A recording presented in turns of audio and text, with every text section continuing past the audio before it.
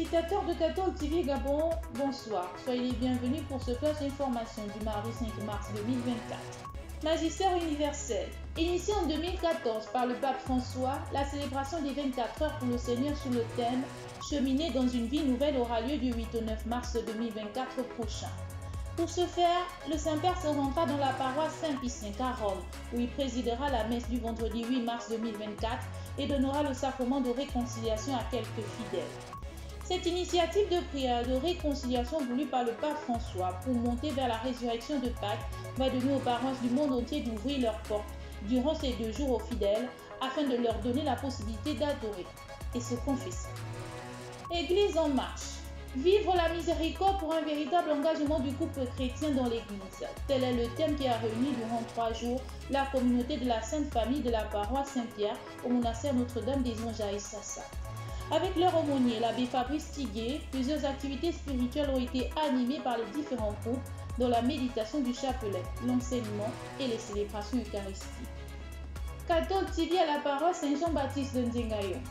Rapprocher fraternellement tous les hommes sous la paternité de Dieu, tel est le but que vise la télévision web Cathol TV Gabon en posant ses trépieds et caméras dans une paroisse de l'archidiocèse de Libreville chaque semaine.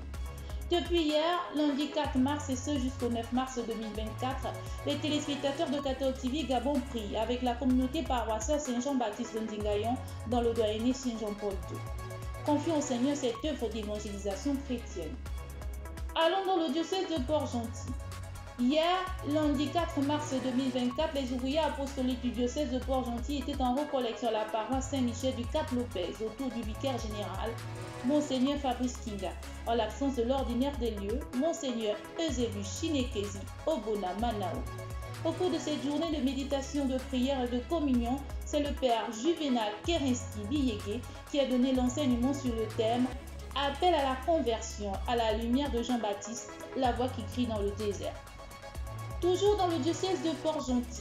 Initié depuis le début du temps de carême, c'est le dimanche 3 mars 2024 que s'est achevée la 3e série de recollection des groupes, des mouvements, des associations et des communautés ecclésiales vivantes de base de la cathédrale Saint-Louis. Le fait de prendre du temps, s'arrêter et se mettre à l'écoute de Dieu a été le leitmotiv des organisateurs de ces rassemblements communautaires en ces temps de carême, mais également pour tous les membres des différents groupes et mouvements qui y ont pris part.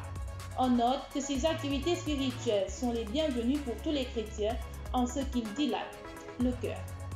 Chers téléspectateurs de Cathol TV Gabon, c'est ainsi que s'achève votre flash d'information de ce mardi 5 mars 2024. Nous vous remercions de l'avoir regardé. En marche vers les 200 ans de l'histoire de l'évangélisation de l'Église catholique au Gabon, gardons la foi, l'espérance et la charité.